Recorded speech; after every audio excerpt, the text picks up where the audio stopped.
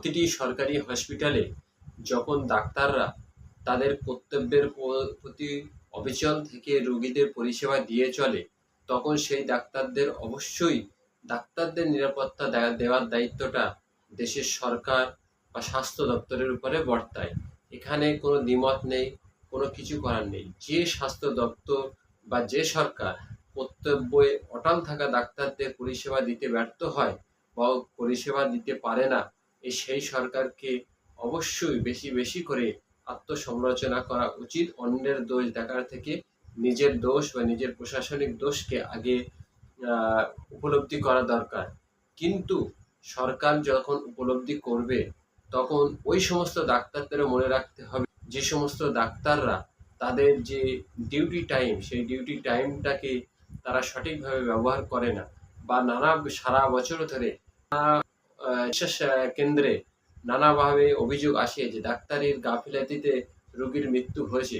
যখন ডাক্তাররা তাদের 11 দফা 12 দফা দাবি পেশ করছে সরকারের বিরুদ্ধে, তখন ডাক্তারদেরও মনে রাখা উচিত এখন যেরকম জনগণ আপনাদের সাপোর্ট করছে, কিন্তু আগামী দিন আসছে যেদিনে কিন্তু রোগী পরিবারের তরফ থেকে বা রোগীর তরফ থেকে অভিযোগ জানানো হবে যে ডাক্তারদের গাফিলতির জন্যই রোগীর ক্ষতি হয়েছে, রোগী মৃত্যুবরণ করেছে বা রোগীর অন্য অঙ্গহানি হয়েছে। আমরা প্রায়শই খবরের কাগজে নিউজে দেখি যে ডান হাত ভাঙা, বাম হাতে অপারেশন করেছে, বাম পা ভাঙা, ডান পায়ে অপারেশন প্লাস্টার করে দিয়েছে।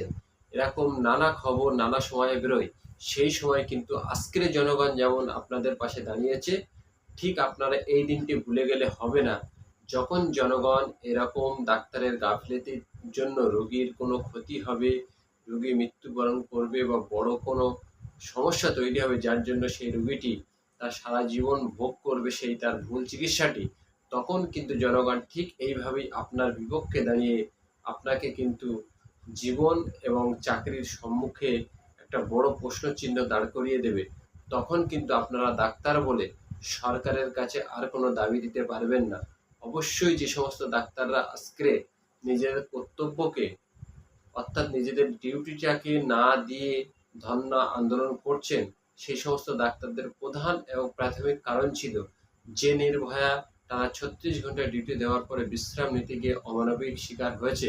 আপনাদের উচিত সেইভাবে নিজেদের কর্তব্য পালন করে দাবি দেওয়া সরকারের প্রতি দেওয়ার। এটাই ছিল আসল সম্মান জানানো ওই বীর বীরাঙ্গনা ডাক্তারকে।